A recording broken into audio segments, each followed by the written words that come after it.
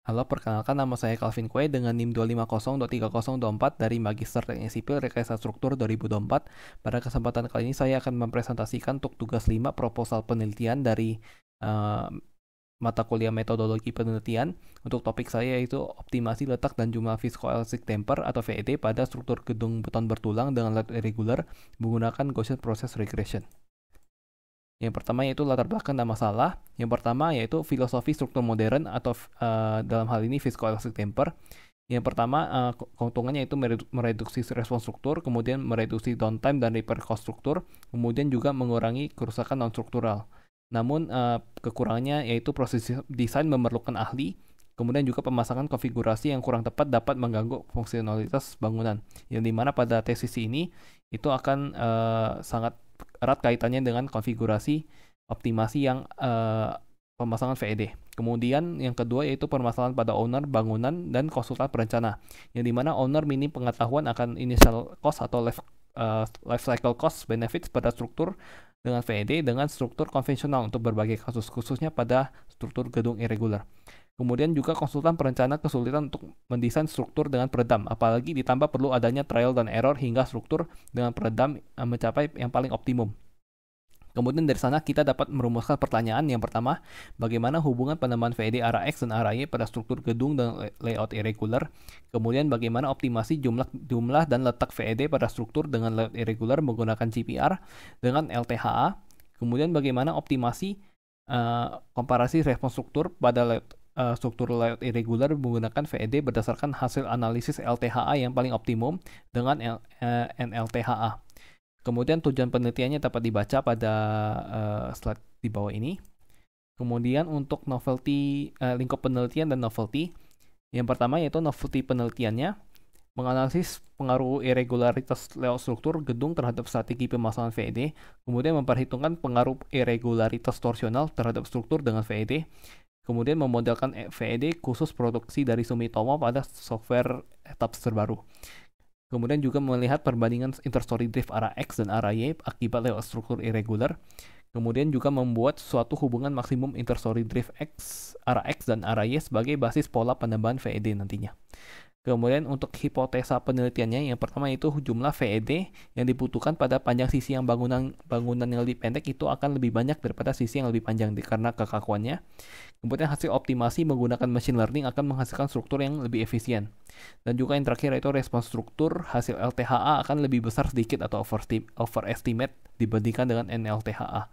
Untuk lingkup penelitian dan batasan penelitiannya itu dapat dibaca pada slide kanan ini, slide sebelah kanan.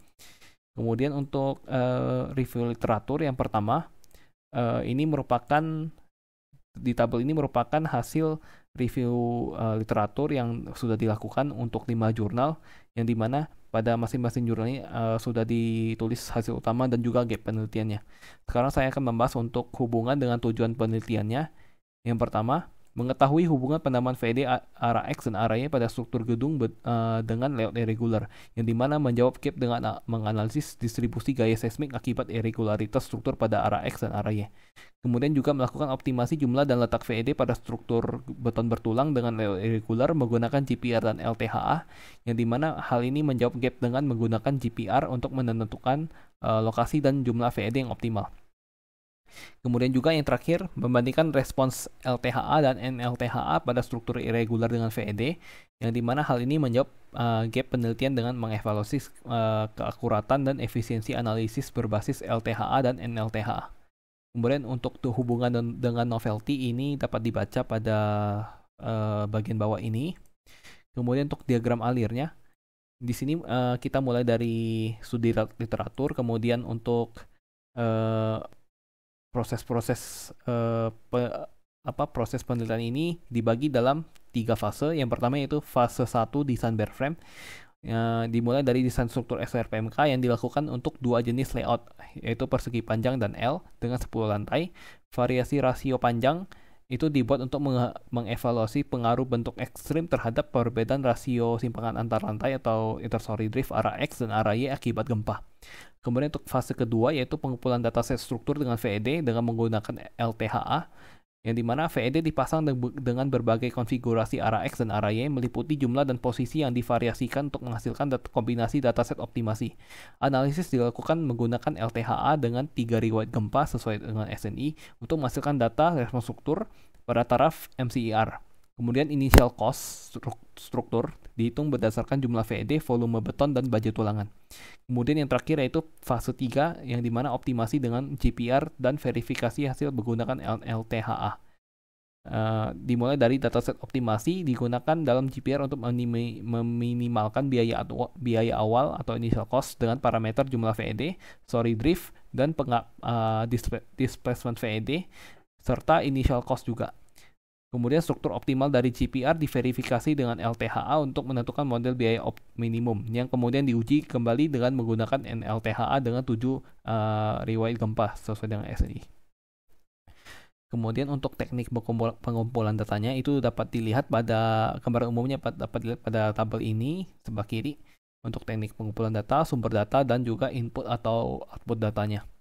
Yang pertama untuk data sekundernya ya, untuk parameter umum struktur itu merujuk pada penelitian terdahulu oleh Masaye BD 2024 dengan data fungsi bangunan, lokasi bangunan, sistem struktur, dan lain-lain. Kemudian untuk karakteristik VED yang akan digunakan itu merupakan produksi dari Sumitomo Rubber Industries seperti yang saya udah jelaskan tadi. Kemudian untuk spesifikasi VED-nya itu dapat dilihat pada slide ini. Kemudian untuk biaya materialnya itu terdiri dari biaya volume beton, baja tulangan, dan VED. Itu didapatkan dari website internet. Kemudian untuk selanjutnya pembebanan pada struktur yang dimana meliputi beban statik gravitasi dan beban seismik. Untuk beban statik gravitasi sesuai dengan SNI 176 2019 itu sesuai dengan tabel ini. Kemudian beban dinamik atau seismik itu sesuai pada website PUPR atau PUSGEN, didapatkan spektrum responsnya. Kemudian untuk pengumpulan riwayat gempa sebelumnya perlu dilakukan analisis deagregasi sesuai dengan buku peta deagregasi bahaya gempa Indonesia untuk perencanaan dan evaluasi infrastruktur tahan gempa berasal dari tim PUSGEM 2022. Kemudian data ground motions itu didapatkan dari database ground motions yang dapat dilihat pada ini. Kemudian untuk simulasi numerik atau komputer itu menggunakan ETAPS 22.3.0 untuk output interstory drift dan VED displacement. Kemudian juga menggunakan Microsoft Excel dan juga MATLAB. Untuk teknik uji validitas itu terdapat 4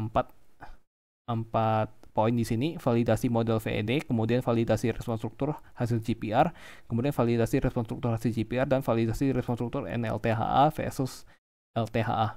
Sekian penjelasan dari saya. Terima kasih.